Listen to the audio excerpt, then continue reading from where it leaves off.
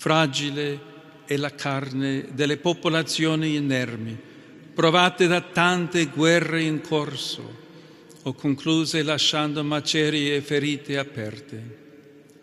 Fragili sono le menti e le vite dei giovani costretti alle armi, che proprio al fronte avvertono l'insensatezza di ciò che è loro richiesto e la menzogna di cui sono intrisi i roboanti discorsi di chi li manda a morire. Il Verbo ha stabilito fra noi la sua fragile tenda.